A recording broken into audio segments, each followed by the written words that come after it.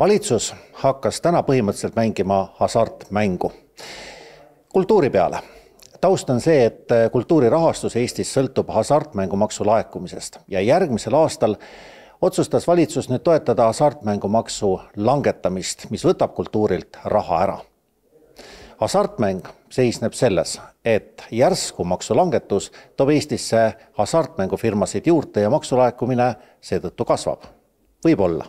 Eesti 200 eestvedamisel on Riigikogus arutamisel täna valitsuse heakskiidu saanud eelnõu, mille järgi langeks praegu 6% hasartmängumaks 4%-ni järk-järgult, iga aasta 0,5%. Eesti 200 on olnud see ettepanek, et kuidas tagada pikaaegsemalt kultuurispordi rahastus ja üks on see läbi hasartmängumaksu seaduse muutmise, et alandada järk-järgult hasartmängumaksu määra ja tuua siia siis need hasartmängumaksu korraldajate raamatupidamislikud tulud.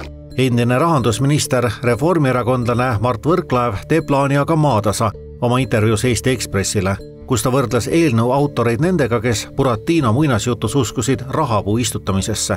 Ometigi peaminister Kristen Michal usub, et katsetama peab.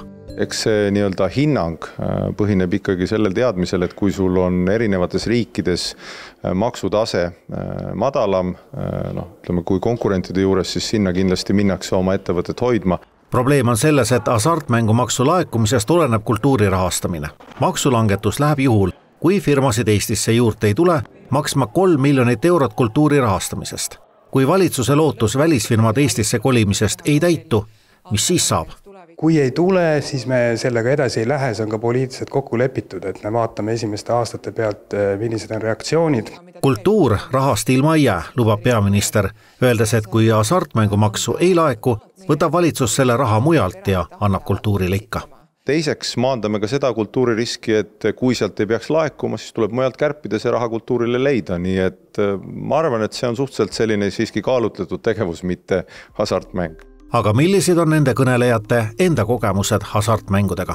Kui ma laulsin Tartu poistekoris ja kuskil 80 aastate lõpus me saime esimest korda siis laevaga Soomes kontsertid andmas, et siis seal olid need automaadid, kus sai ühe käega tõmmata, et panime kamba peale mõningad mündid kokku, kuna see tundus hästi kallis tookord ja mõned mündid sinna masinasse panime, aga ma pean tunnistama, et minu mälu järgi me mitte midagi ei võitnud.